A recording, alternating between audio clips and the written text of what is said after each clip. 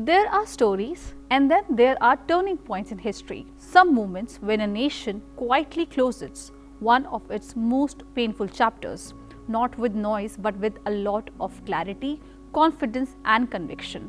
This week's Organiser brings you one such moment. For decades, the word Naxalism evoked images of fear, dense forest beyond state control, ambushes that shook the nation, and an ideology that openly challenged democracy itself. From the hills of Andhra to the forest of Bastar, from the dream of a so-called Red Corridor stretching across Bharat to a time when over 100 districts were affected. That long, violent chapter is now nearing its end.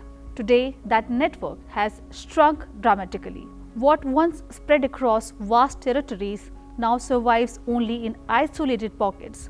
This is not just a security success, this is a civilizational assertion because what Bharat has defeated here is not just violence but an idea that rejected democracy itself. Namaskar, welcome to Organiser This Week, your weekly deep dive into Bharat's most important stories, perspectives and transformation. This week's cover story titled Thwarting the Threat, written by Mokshi Jain, is a comprehensive ground-level narrative of how Bharat has reached this decisive movement of elimination of Naxalism from the country.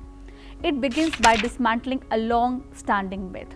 For years, Maoism was presented as a reaction to poverty, marginalization or development failure.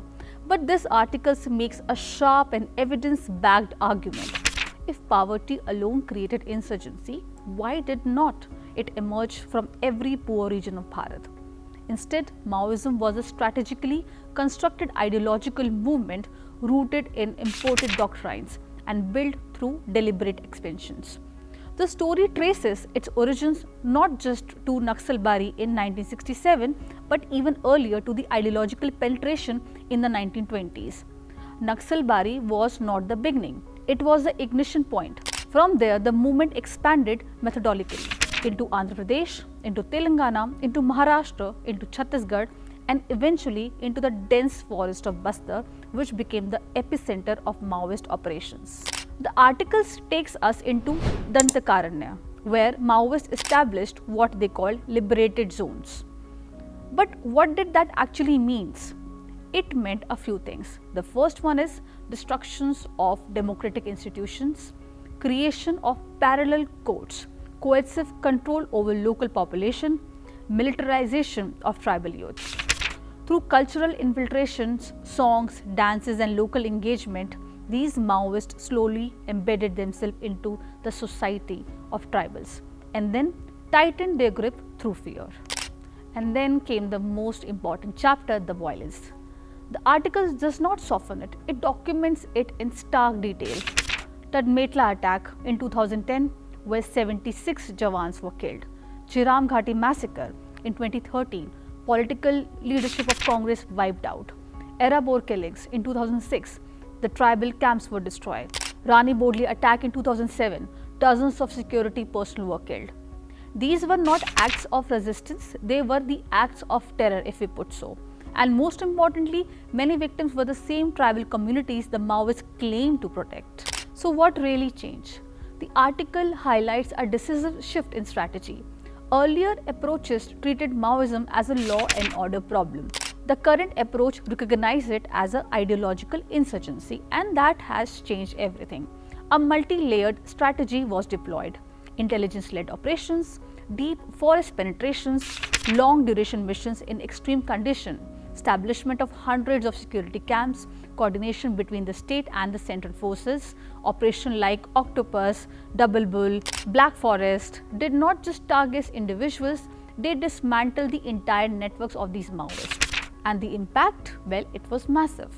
Over 700 Maoists neutralized, thousands surrendered, leadership structure dismantled completely and the core zone penetrated. What was once a sprawling insurgency is now reduced to just fragments. Even the top leadership, Politburo, Central Committee has been nearly wiped out. But one of the most powerful tools wasn't just force, it was rehabilitation. The system created an exit pathway, financial support packages, monthly stipends, skill training, social integration. This weakened the movement from within, because when ideology loses its foot soldiers, it collapses completely.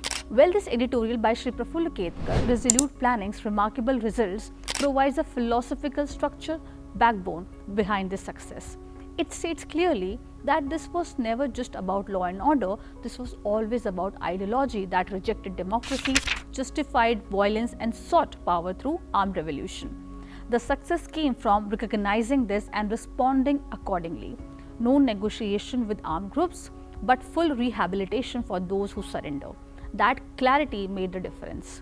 But the editorial also issues a warning that even if the forests are free, the ideology is not fully gone. There still exist networks in academia, in media, in legal activism that attempts to justify this violence, blur moral lines and create narratives that weaken the state.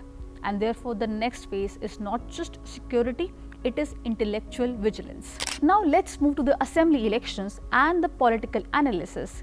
The article Delivery versus Dravidianism explores Tamil Nadu's evolving political landscape. It presents a key question.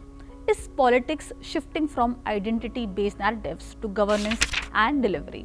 With welfare schemes, infra and central policies gaining visibility, a new political contest is emerging. In West Bengal, two sharp pieces deepen the analysis: anger, fractures and shifting loyalties, and TMC's onslaught on constitutional institutions.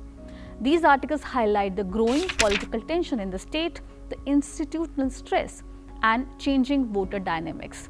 The narrative here is not just electoral, it is about the health of democracy itself. A major highlight of this issue is a special report on the Ekatma Manav Darshan conference. Based on the philosophy of Deen Dayal Upadhyay ji, this framework offers an alternative to both capitalism and socialism. It emphasizes integral human development, balance between material and spiritual life, cultural rootedness. The opinion piece, Rediscovering the Spirit of Swadeshi, explains this further. Swadeshi is not just economic self-reliance, it is a civilizational philosophy. It asks Bharat to think in its own terms, produce in its own framework, and live within its own values. Well, one of the most important questions raised in this issue is what happens after Maoism, because eliminating violence is only one step. The next steps are development in the tribal areas, cultural integration, preventing ideological re-entry, because if the vacuum is not filled, history actually can repeat itself. And the issue concludes on a deeply civilizational note with a feature of Manikarnika Ghat, a place where life meets death, time meets eternity, and Bharat's spiritual continuity becomes visible. This week's Organiser is not just documenting events, it is capturing a shift from conflict to control, from fear to confidence, from fragmentation to civilizational clarity, from the near end of Maoist violence to the churn in Indian politics, to the rediscovery of indigenous thoughts. One message stands clear: Bharat is not just responding to our challenges anymore, Bharat is defining its future. Thank you for watching.